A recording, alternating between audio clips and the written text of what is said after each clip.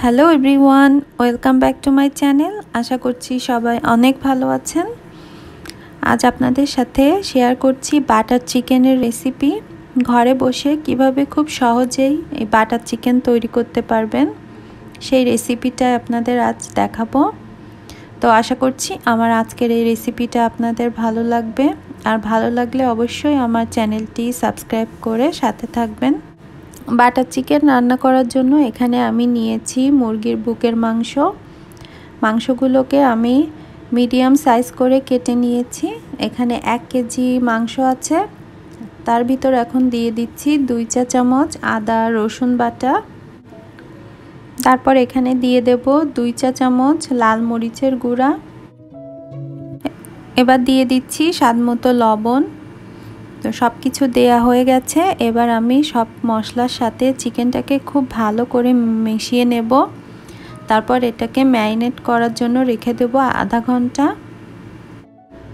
আপনাদের হাতে যদি সময় না থাকে তারপরেও অ্যাটলিস্ট 15 মিনিট চিকেনগুলোকে ম্যারিনেট করে রাখবেন। তো ফিরে আসছি আধা ঘন্টা পর।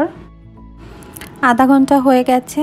এবার আমি চলে যাচ্ছি মূল রান্নায়। এর জন্য আমি চুলাতে একটা প্যান বসিয়ে দিয়েছি, আর তার ভিতর দিয়ে দিলাম 1 টেবিল চামচের মতো বাটার।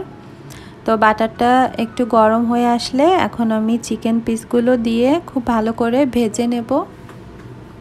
10 মিনিট মতো চিকেনগুলোকে ফ্রাই করলেই হয়ে যাবে। খুব বেশি ফ্রাই করলে এগুলো শক্ত হয়ে যাবে, এজন্য 10 মিনিটই ফ্রাই করবেন। তো এই যে দেখতে পাচ্ছেন চিকেনগুলো অলমোস্ট ডান। এই যে এগুলোকে আমি এখন একটা প্লেটে তুলে রাখবো।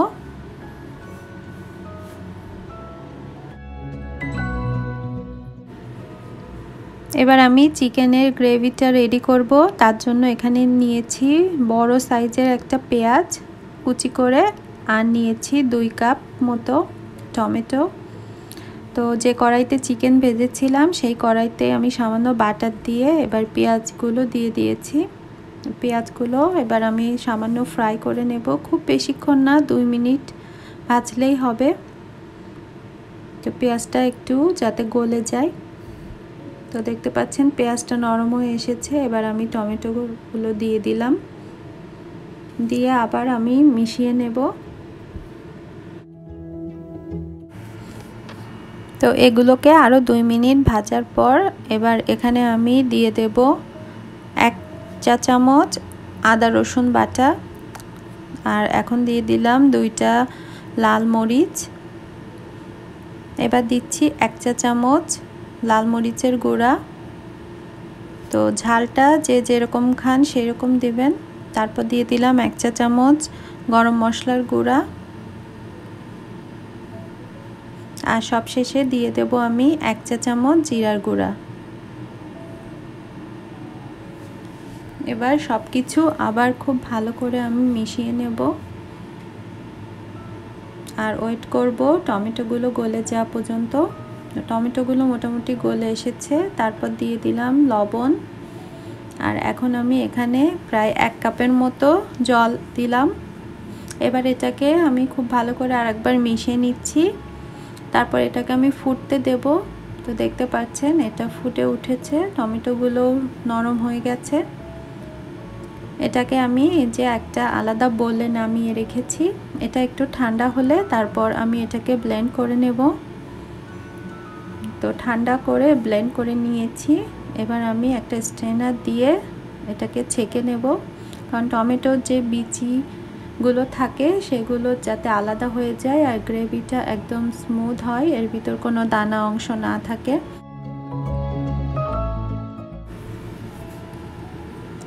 তো দেখতে পাচ্ছেন এভাবে আমি সবটুকু করে নিয়েছি বাটিতে। এই যে তো এর কনসিস্টেন্সিটা ঠিক এরকম হবে, কারণ বাটার চিকেনের যে গ্রেভিটা সেটা ঘনত্ব এইরকমই থাকে, খুব বেশি পাতলাও না আবার ঘনও না। তো আমার সব কিছু রেডি হয়ে গেছে। এবার চলে যাব লাস্ট স্টেজে। এবার আমি চুলাতে আবারও প্যান বসিয়ে দিয়েছি, আর যে গ্রেভিটা তৈরি করেছি সেটা ঢেলে দিচ্ছি। এবার গ্রেভিটা একটু ফুটে উঠলেই আমি এখানে চিকেন পিসগুলো দিয়ে দেব।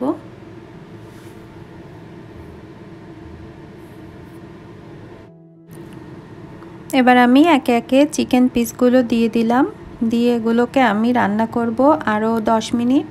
10 মিনিটের মধ্যেই এটা রেডি হয়ে যাবে, যেহেতু আগে থেকেই চিকেনগুলো ভাজা আছে, তো মোটামুটি চিকেনগুলো সেদ্ধ হয়ে গেছে।